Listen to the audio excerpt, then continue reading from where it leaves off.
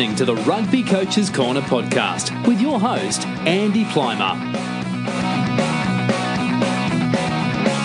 Bringing you up-to-date coaching concepts from the world of rugby.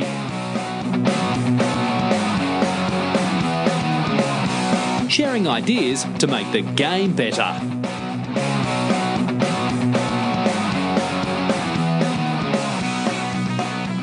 Welcome to episode number 82 of the Rugby Coach's Corner podcast. I'm your host, Andy Plymer, and joining me today is Joe Winpenny. Joe is the Director of Rugby at Oxford Brookes University RFC, a Rugby Development Officer at Oxford University, and Scrum Coach at Oxford Harlequins RFC. Joe played over 200 first-grade games for Chinnor RFC, the club where he also first started coaching, and it's a pleasure to have him on the show, so welcome, Joe.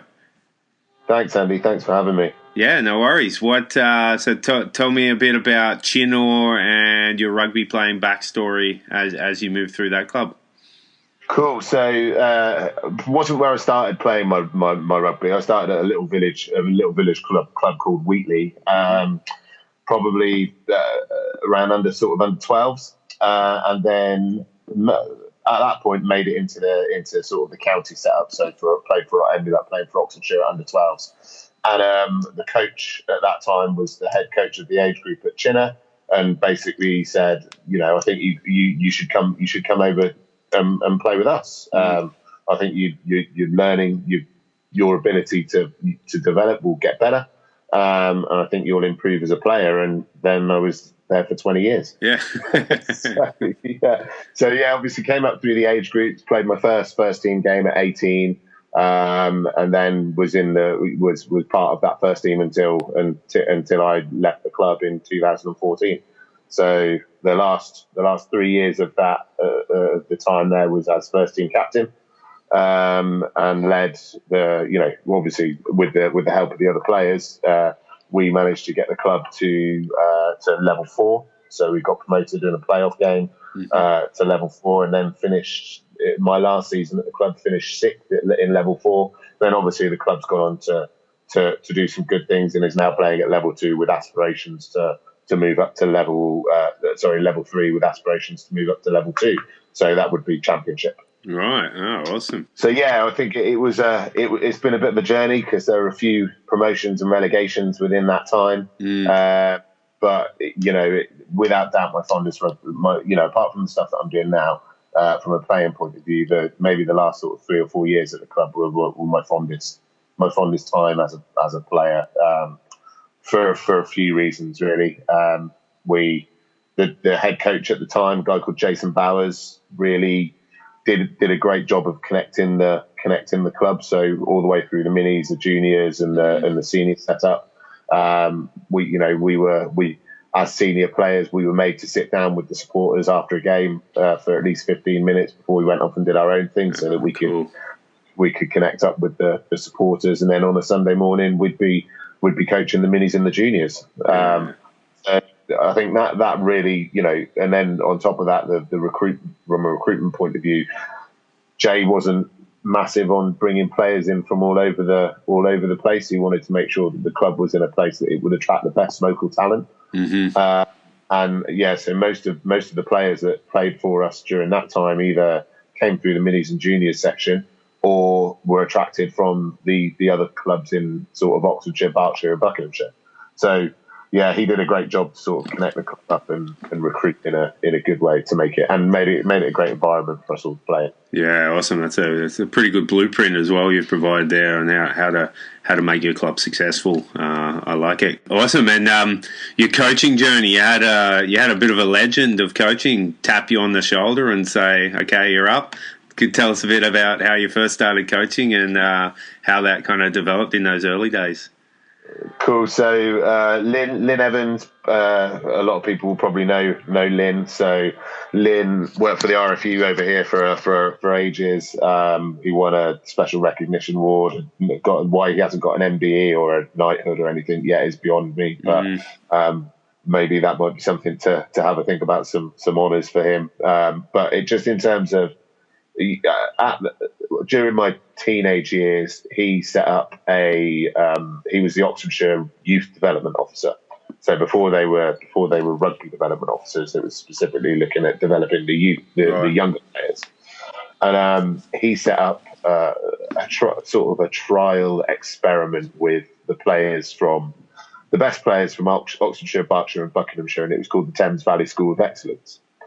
So that was sort of 13, 14, 15-year-olds. It was a 3-year project. And it was basically to see what the effects. So Lynn's big influence is Pierre Villepreux, just in terms of Pierre's methodologies. And Lynn at that time was quite into his research behind the methodologies and basically set this project up to see what the difference could be between players at 13 to 15 after 3 years of exposure to the methods and the type of coaching that Pierre how Pierre coaches, and that's when our relationship started. So Lynn was coaching that. I was a player within that sort of section. Lynn at the time was also head coach of Chinnor first team. So then 3 years later, when I've come to start playing first team at Chinnor, he was my head coach there. And we basically stayed in touch ever since. So obviously at that point he left Chinnor and Jay took over, and we just stayed in touch. And in 2004, so just before I left the club, I did my level 2, and Lynn was basically I would say the influence that Lynn had on me as a player and the way that he coached. He was probably the reason that I took the jump into coaching. He inspired me so much in how the game could be played, and the way that he was his approach to the game. That when he turned around, just an off the cuff conversation, say, "Look, I think you should get into coaching. I think you'd be great at it." Then I said, "Yeah, why not? Let's start this journey." So, yeah, I mean that just started off basically coaching the under-16s at Chinnor, and then sort of developed from there. Yeah, that's pretty awesome. And so you now you've had a bit of a journey, and you're now a number of different roles there at Oxford Brookes University. What's a bit of a description of your role with Oxford Brookes University, and when you are in season? Unfortunately, we're not right now. What would a normal week look like for you? So training nights will, because obviously it's still a part-time role. It's a part-time role that I do on top of my Rugby Development Officer stuff at Oxford Uni. But a normal week would be, so the programme has grown in the last 2 years from 2 teams, so first and the second team, to at the start of next season, if we get started next season, obviously, we'll have 5 men's teams. So that's in 2 seasons. That's awesome.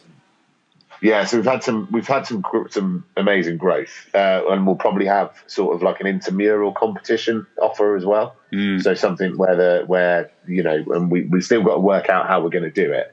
And then on top of that, a women's section and a sevens section as well. So really, the day to day is just managing all of that, as well as on the field stuff. So a lot of off the field stuff that might be, helping the sponsorship secretary secure sponsorship. That might be, helping some of the coaches with their development, their individual development plans. That might be talking to an individual player about some work-ons and getting some video and that. So getting some clips up together. So it's a pretty full-on role, and I must admit it's hard to do it on a part-time basis. But coaches are coaches and probably give a lot more time than they get paid for. 100%. Yeah. So yeah, I mean, my journey at Brookes really started off when the current Oxfordshire Rugby Development Officer, the previous Oxfordshire Rugby Development Officer, went into the club, or went to so at that time, so I'll go all the way back 5 years ago, 6 years ago, the club basically didn't exist.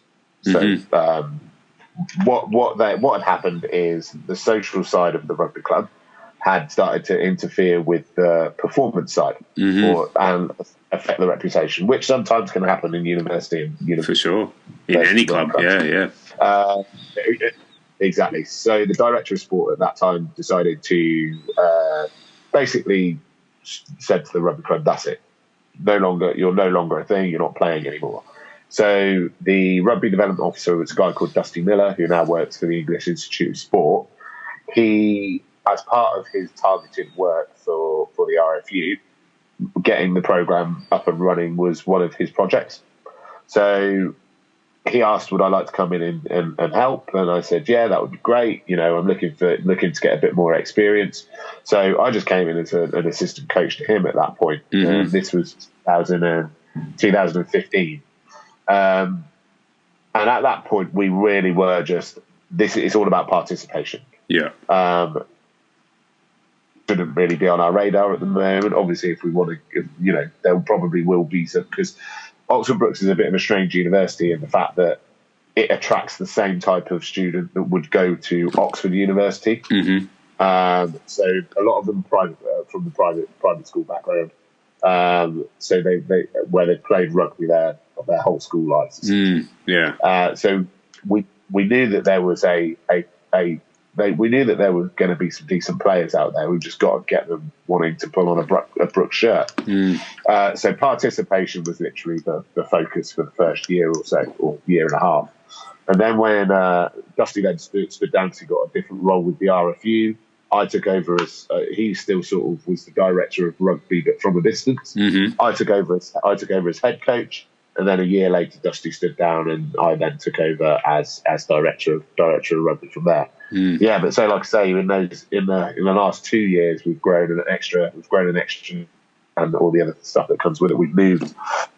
So the university doesn't have its own facilities, which makes it a challenge. So for the last 3 years, not including last season, 3 years before that, we were at Oxford Rugby Club, but it was taking the lads and the girls, because we all trained at the same facility. It was taking them up to an hour to get to training. Oh wow! So just a year ago, the RFU invested in an AGP, in an artificial grass pitch, right, at Oxford Harlequins, which is about So I asked the lads, how long does it take you to get to training now, and they said tops 10 minutes. Right. Oh, perfect. So that's, I think, the growth of last year's growth could be attributed to the fact that our facilities are a lot closer. So yeah, there's been lots of development really, and it's an exciting project to be involved at the speeds, which are going to hopefully make things exciting. Yeah, for sure. That sounds awesome. Sounds like there's you mentioned growth, you mentioned development quite a few times in that chat. What about you personally as a coach? What have been some of the the big learnings, the big takeaways, the highs and lows, those kind of things? Yeah, I think probably there was one point probably about 2 seasons ago where there was a big learning moment. So we were the first team in particular. We were top of the league going into Christmas. And basically, everything that we'd done prior to Christmas was all game based, loads of variation, lots of different problems for the players to solve on the pitch. Lots of constraints put on games so that we could hopefully see some behaviours and some stuff emerge. And then we got to Christmas, and the coaches sat down and said, I don't think we're working enough on our isolated, and this was a conversation that we had as a coaching group. We don't think we're not working enough on our isolated skills. And we came back, and we probably spent a good month or so, probably where we flipped stuff around and said, right, 70% of our session is now going to be based on skill development, but my view of skill development from then to now has completely changed. But this was the conversation that we were having, and would probably do 30% of our stuff will be based around games.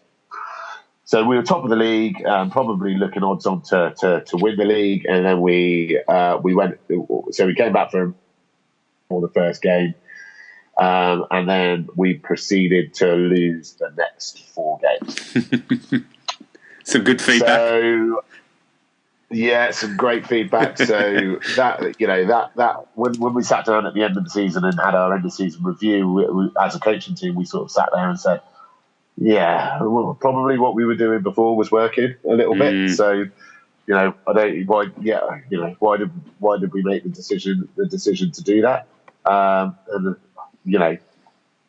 I can't really give you an answer to that. We felt it was the right thing to do at the time, but the longer that I've worked with this group of players, is actually for them to get better, they need a lot of they need pressure.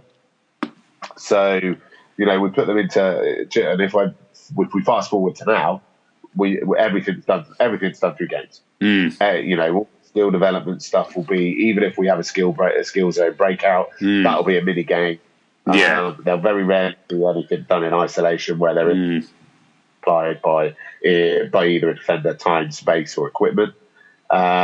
So we've found, and then when we go into let's say the lads want to do an unopposed team run, and we say, yeah, that's fine, everything drops, and the skill level drops, and so that the feedback that I'm getting from that and the observations that we're making is that actually they need some pressure. They perform with a bit of pressure, so that's been really big. That's been really big learning for me.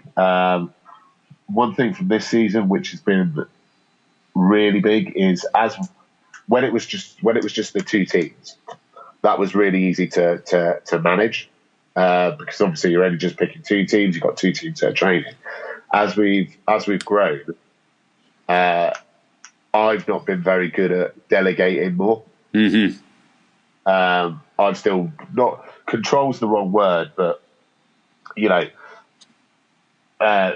sort of the stuff that you've put in place, or the systems that you've got in place for the season for everything to run smoothly, are sort of yours.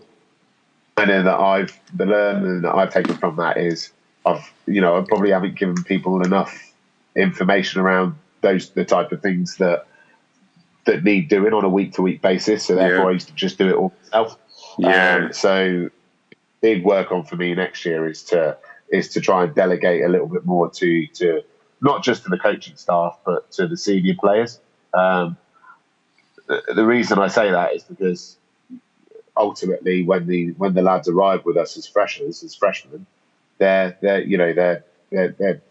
kids essentially. They're 18-year-old. They're men on a piece of paper, but they're kids, and it's our responsibility. I think we've got a responsibility to them to help them become decent young men by the time that they leave. Yeah. So whilst we do involve, I'm probably going to involve them in a lot more of the planning and the organisation and the administration of the club next year than I have done previously. For two reasons: it's going to help them as young men, but also it will take the pressure off me and the other coaches to a certain extent. Yeah, for sure. No, that's some great lessons that you've brought to attention there, and I think coaches listening would resonate, especially the last one. I know myself when I'm in a head coaching role, that ability to let go and just worry about what I'm doing and then come back around and chat to your fellow coaches about how their session went. It's a challenge for sure, and I think it's just about being passionate, and you've got a really clear vision on how you would like to see your practice rolled out, and if you feel it deviates from that, that's when you start getting a little bit twitchy. Yeah, exactly, and also if other people are doing other stuff, then I can worry about coaching. I've noticed that this year in particular, because the right bits of kit haven't been bought out, because the lads just and there's no fault of theirs. They need to learn. They've just walked past the kit cupboard and not bought anything out. So the coaches have to go back in there and pick it and get it out. If we have sort of specific roles for people, and if we can prime the players a little bit more and say, okay, Joe Hunt, who's our 15/10, you're bringing the balls out tonight. Yeah. Try and prime the players a little bit more so that we, as a coaching group, can focus on coaching. Yeah. Yeah, no, 100%. And one of the many roles you've got there, you're also heading up the coach development side of things. How's that look, and how are you running that with your fellow coaches, and what would people kind of see if they were sitting in on a session or two with that kind of stuff?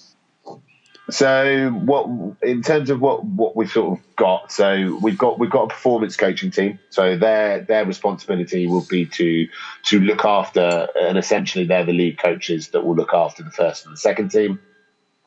And then one thing, so with regards to those guys, we're quite this year a guy called Grant Hathaway has joined us. Now Grant works for the RFU as a player development officer, but he's just finishing his level 4, and he's also a bit, a coach developer. So with the performance coaches, they sort of look after themselves a little bit from a development point of view, but for the teams, for the 13, 14, 15, they're headed up. Well, their lead coaches are students. Right. So what we're trying to do is give some of our injured players, or some of our more senior players, or even players that might be doing sports coaching courses at Brookes that need a bit of industry experience. We're giving them an opportunity to run that third team, that fourth team, that fifth team. That's awesome.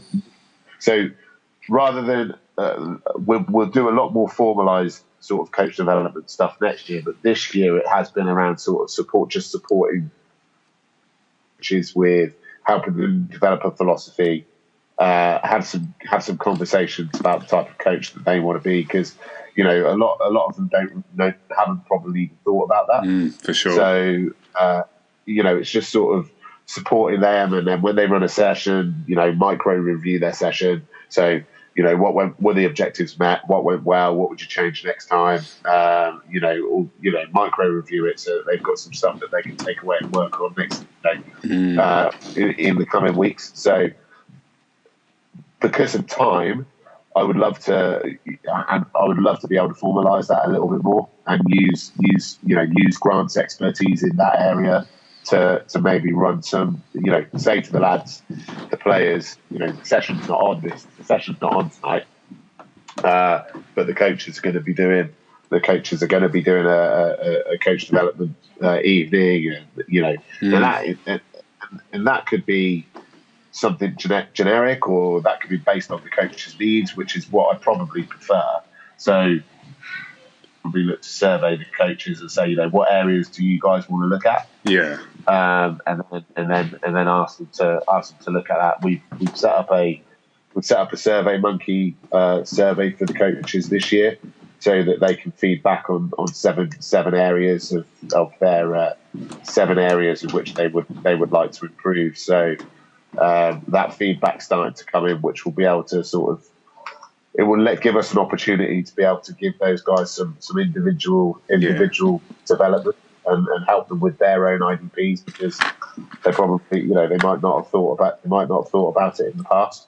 So it's been really informal, but I think what it has done is give the way that we've structured it has given the lads an opportunity, especially the young guys, an opportunity to improve.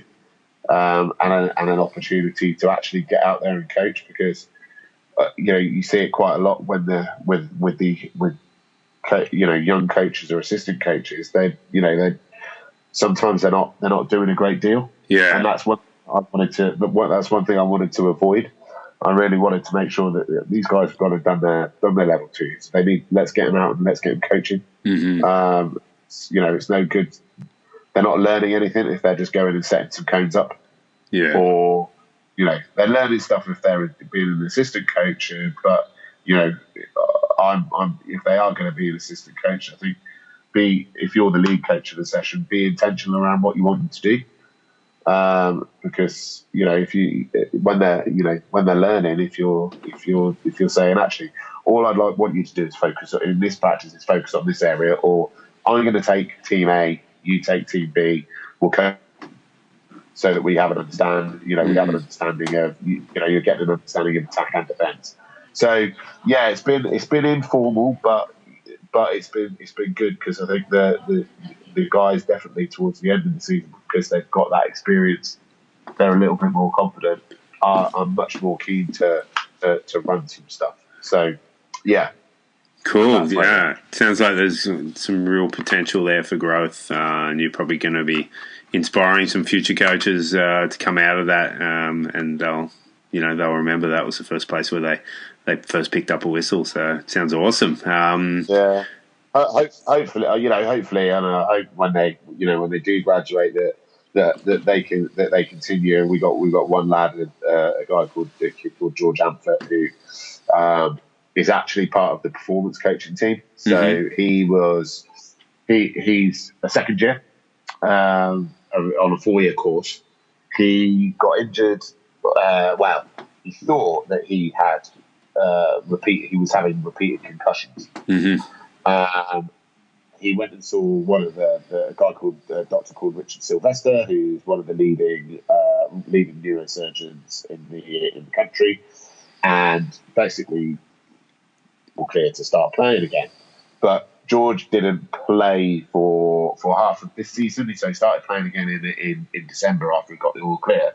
So I'm, having seen him play last year and the influence that he had on the team as a first year, I really wanted to keep him involved in the club and not let him drift away. So I offered him a coaching role and said, would you come in? Would you come in and help us with the backs? Because at that time, our backs coach had been promoted to head coach in the women's section. Right. So we had a spot essentially come up, quite late notice as well.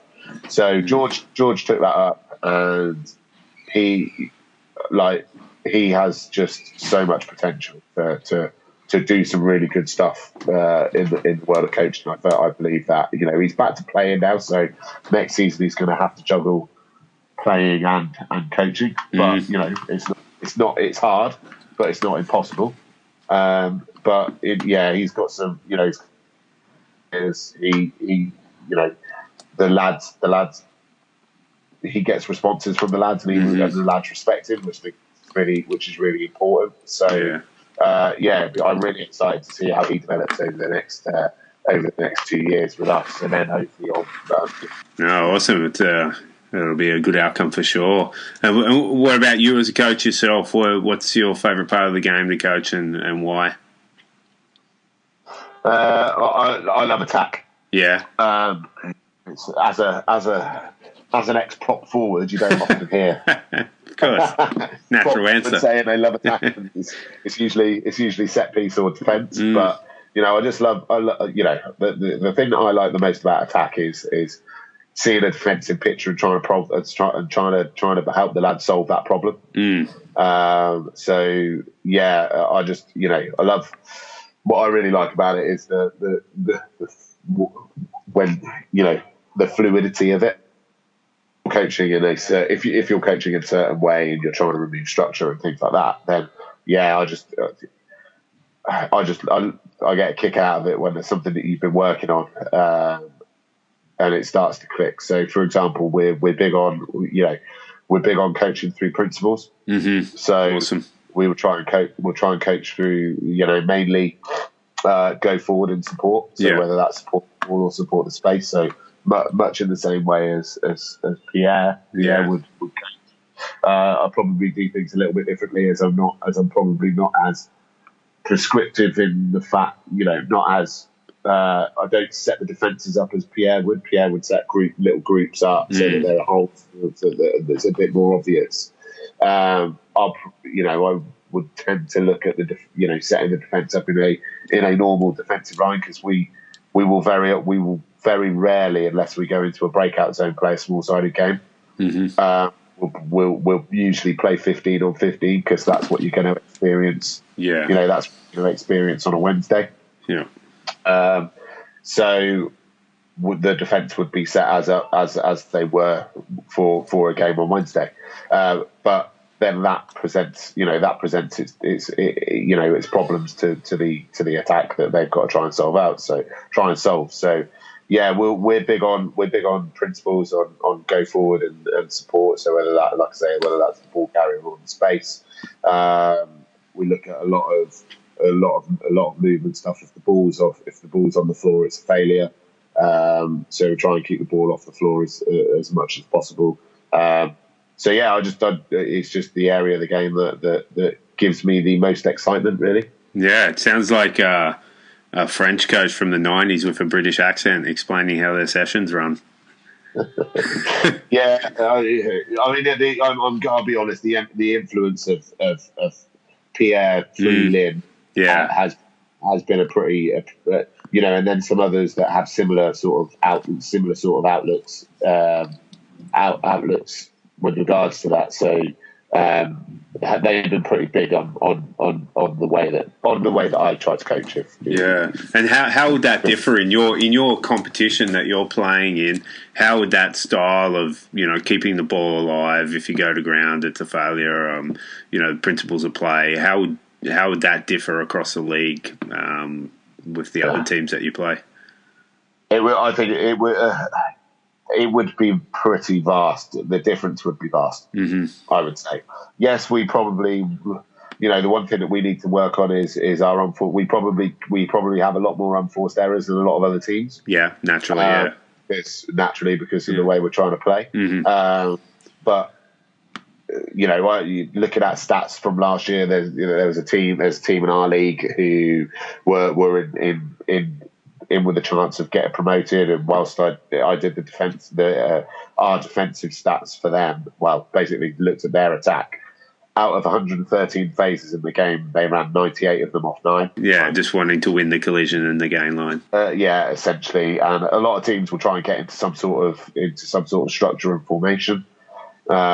So there's another team, Nottingham Trent. They'll want to get into a 1-3-3-1 shape. Mm-hmm. And the way that we try and play is vastly different. I don't think they would experience a lot of. They wouldn't experience. They won't experience a lot of. There isn't a lot of ball movement or high ball movement with a lot of the other teams. Yeah, I mean, it has its because of that. It has its risks. And I'm not going to lie when I'm going to say that it has its flaws as well in the fact that. Because you're very susceptible. You're not if you go to the floor and the opposition win a turnover, then if they're good at moving the ball to the space, then you can be. It can be quite dangerous because if we're focusing on supporting the ball and staying relatively close to the ball, if half of the team is all moved round into the blind side to try and create more versus less. And they win a turnover and ship it down onto the open side, then we're scrambling then. Yeah. So yeah. But just in terms of enjoyment factor, because that's one thing that we have to. Results are important. Absolutely. But also I have to think about the lads coming back each week. And one thing that we've said as a club is we want Monday, Wednesday, Friday to be the best part of the guys' weeks. Yeah. Absolutely. So the boys are coming back, which tells me that they enjoy the way that which tells me that they enjoy the way that we're trying to play. So yeah. No, that's a big one for me too. And any style you play, whether it be defence or attack, there's always a risk reward situation there. So Are you? I remember when Pat Lam was coaching Connacht and he openly said, look, we're going to play like we do, whether it's sunny and 20 degrees, which in Connacht would rarely be, or if it's pouring down rain. How do you adjust with the conditions with a open, fluid style of play like you're describing? Yeah, I mean, it can be a challenge, but I think what we have to try and do is create situations in training that let the guys experience some of that stuff. So if we haven't had rain for months, but we know one's going to be months in the UK. If we haven't had it for weeks, but we know that Wednesday's going to be wet, then we've got to get creative around that. It's about let's get the balls wet before we go out to training. Let's try and do some stuff that's going to replicate what we might experience on Wednesday.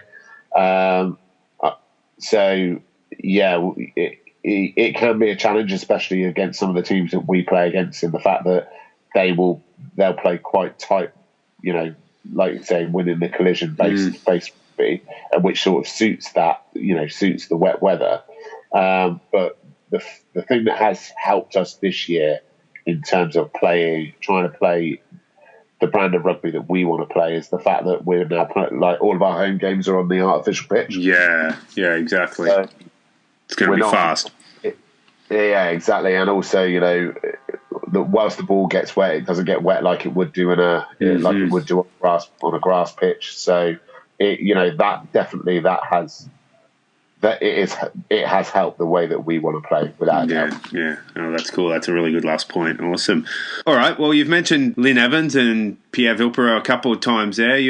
You're also part of the planning group for one of their camps that they're putting on, Le Plaisir de Mouvement Camp, which is going to be in Oxford, in your area. I think you mentioned October when we were talking off air. Can you talk a little bit about that? What's obviously, COVID aside, hopefully it's going to go forward. Can you talk a bit about that camp and what that would involve? Yeah. So my exposure to the Le Plaisir de Mouvement was first originally as a player. So in 2000, when I was 15, Lynn took a group of us out to, at that point, it was in Moutier. Took a group of players out to Pierre's yearly camp that he now holds them in Lubersac, and to experience a week of coaching this way. With French coaches, so everything was in French. We, us kids from the UK, apart from the ones that were doing GCSE French, didn't really know what was going on. But by the end of the week, you sort of picking it up, and then it's time to go home. And then when I was 34, so nearly 20 years later, I went back to the camp as a coach. So Lynn takes a group of coaches, or invites a group of coaches out to Lubersac every year and it's basically it's a CPD opportunity. So you just go and experience what Pierre and his gang like to do is on the Thursday of each week is the foreign the visiting coaches can run a session, which is pretty cool. So the week there looks like, so there's 2 sessions a day. So there'll be the older, and then alternate. So it might be the younger age groups in the morning, older age groups in the afternoon, and then they'll swap each day so that people are getting like kids are getting lions and things like that. But after lunch on each day, Pierre does a coach development workshop. So he will talk about some of the methodologies. Some of the other coaches that were there would present on their findings. We'd look at some videos. So it's basically a week-long CPD with some pretty cool social events. Of course, social events put in as well. Yeah, mandatory. Yeah, exactly. You're in that area of France. What you have to sample the wine. Yeah. We've not to. So Lynn goes every year, and he's been talking to me for a long time about trying to get a camp running here in the UK. He's started a couple of years ago. He started coaching at a small independent school in West Oxfordshire called Kigham Hill School, and they have offered for us to use for Lynn to use their facilities to host this camp.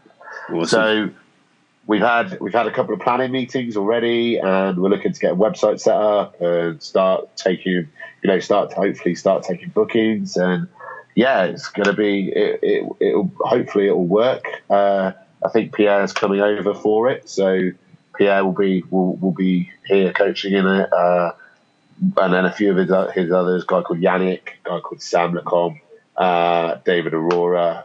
So these are all guys that coach at Pierre's camp in Lubusek. So yeah, it's exciting, and we're just working out what the budget looks like and how we're going to promote it and all that type of stuff. So for me, rather than anything, I'm just keen to help Lynn achieve one of his dreams, really, because it's been something that he's wanted to do for a long time, and if I can help him to do that in any way, shape, or form after all the support and stuff he's given me over the years, then I would really like to do that. So fingers crossed, COVID-19 goes away and we can get it going. Yeah, I hope so. And would people who are interested, how would they keep track of what's happening? Would they reach out to you via Twitter, or what would be your best advice there? Yeah, I'd say drop me a private message on a direct message on Twitter, and I can let you know where we are with regards to the planning stage. The website, I think, is going to go live very soon. I haven't got an exact date on that page and things like that. So just drop me a line on Twitter, and then I can let you know where we are with development. Cool, perfect. And I'll put your Twitter details up on the website and in the show notes of this one. All right, awesome. We always end the show with the same final 4 questions. When you were a kid growing up and you first started getting into rugby, who was one of the first players that you saw and thought they were pretty awesome and you wouldn't mind trying to emulate? Well, it's hard for a prop forward to say Johnny Wilkinson, but I think Johnny would probably be top of a lot of people's lists. I think the one thing that I loved about Johnny was just how and the more he was the more he got into the sort of the public eye, and the more that there was sort of stuff being released on him, was just the professionalism of the man.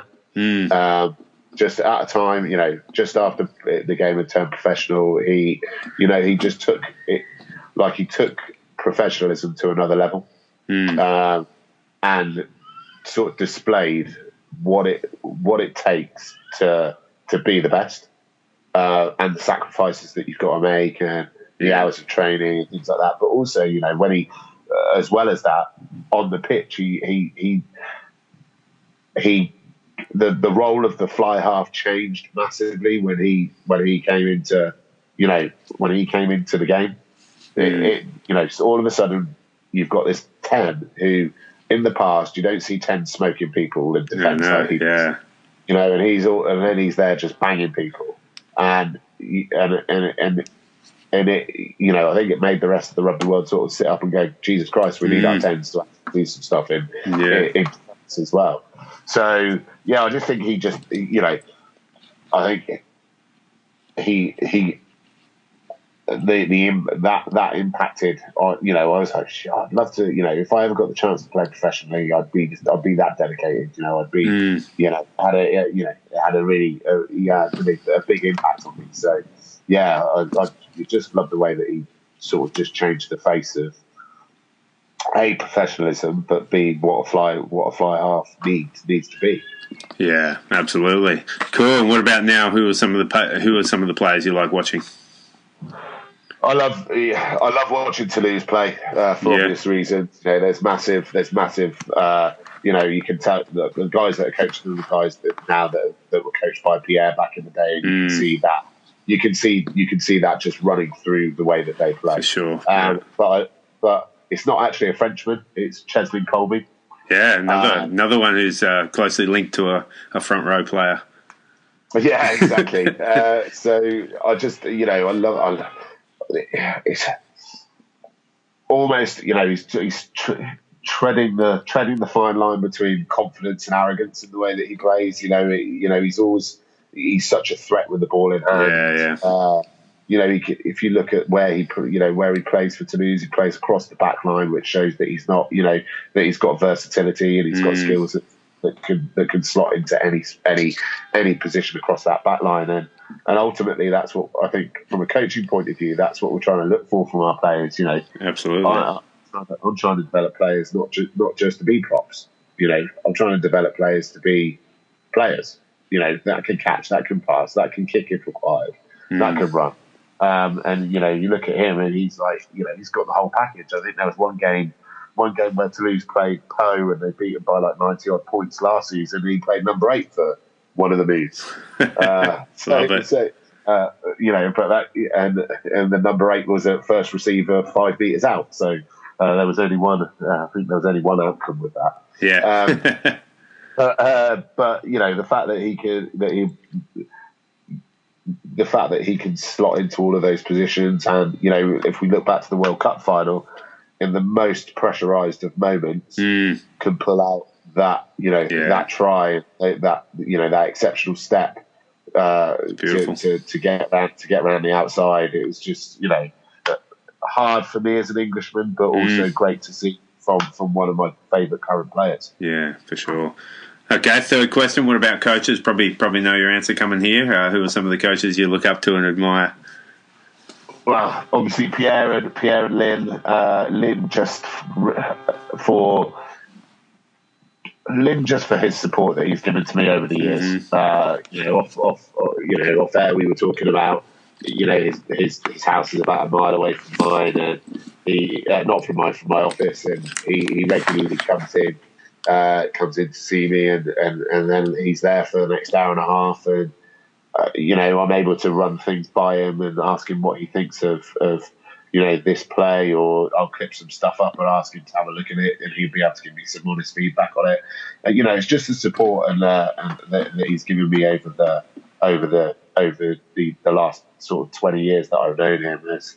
There aren't many people out there that have done that. So cool. For that reason, then Pierre obviously for the way in which he coaches. You look at the French team of the 90s and the Toulouse team of the 80s, and the stuff that they were playing then. Obviously without the size and the strength of some of the players now, but in terms of skill level and willingness to support, willingness to go forward, willingness to play from anywhere really if it was on is something that I love. And the fact that he gives players freedom to make decisions is cool, and has definitely rubbed off on me. Perfect, cool. And final question: what about some coaches in the grassroots in your area that are doing good work? Cool. So obviously there's George, who I spoke about earlier. So a real cool up and coming coach, still playing at the moment, but I think has big potential to develop nicely into a really outstanding coach in the few years. He just needs to apply himself and get himself onto some courses and stuff like that. But because not that that's going to make you a good coach, but it will strengthen some stuff for him and might open his eyes up to some different ways of thinking. He probably needs to, because he's got high standards as a player, really high standards as a player. I think he needs to work on his empathy a little bit. So I think he demands those high standards from players. But we've all been guilty of that. Exactly. And I was originally, but sure. I think he understands that, and he knows that. We've had some conversations around that. Next would be Richie Williams. So Rich is the DOR at Cambridge Rugby Club. So Rich and I go a long way back. He played with me at Chinnor. He then coached me at Amersham Chiltern, where I moved after Chinnor, and then he's gone, having taken a real big. So he was the head coach of Oxford Brookes before their ban. And then after that, he took a real leap of faith and went and spent a couple of years coaching in Belgium with Antwerp, and then came back, took on the role at Amersham Chiltern, and then since then has moved. Since then, I think was with Leicester Lions, and then has moved to Cambridge, and I think he's starting a bit of a he's creating a nice environment in Cambridge. From all that I hear from him, that he's looking, he's doing some cool stuff around theming the season. So last season, I sat in on a webinar with him last week, and themed his season on F1. Yeah, on Formula. Sweet. So basically, all of their strike plays were named after the F1 tracks, and all of their they likened themselves to the Haas team. So the Haas team are notoriously the team with the least resource, the least money, and at National One, Rich sort of thought that they were similar. They were the most similar to that team, and he's engaged players with some of that theming. So one of their props is a graphic designer. So he's done loads of graphic images, which is sort of they've been their theme throughout the season. So I love the idea of that. It's something that I'm gonna try and do with the boys next year if I get the opportunity. Cool. And then lastly, from the grassroots game, a guy called Tom Mowbray. So Tom played with me at Chinnor, but Tom is a community rugby coach for the RFC. Yeah. Working in the Hertfordshire area. He started coaching at a club called Leighton Buzzard two seasons ago, and at that time they were really struggling for numbers. I know had conversations with him, he was really struggling with that fact, and I think he's sort of reinvigorated the club over the last season. Numbers are as high as they've ever been. They've just won the RFU Intermediate Cup. So I think Tom's doing some really good stuff down there, using his good experience as an RFU staff member. So therefore, his experience of developing rugby clubs and helping rugby clubs get going again and reinvigorating them. So he's using that as well as his coaching experience to really turn that club around. So those would be the three: Rich, Tom, and George. Good guys. All right, sound like a good crew for sure. Awesome. Well, thanks very much, Joe, for coming on the show. Really appreciate you giving up your time, and it's a great journey that you're on, and hopefully we're all back on the field coaching really soon. But really appreciated your time chatting. Thanks, Andy. Cheers. Thanks for having me. Cheers, mate. Appreciate it.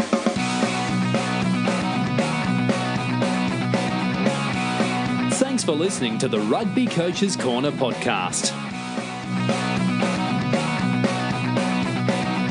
If you enjoyed the show, please leave a review via iTunes and keep listening for the next episode.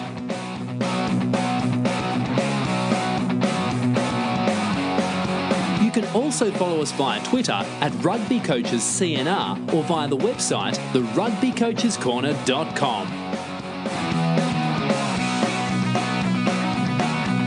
Until next time, keep sharing ideas to make the game better.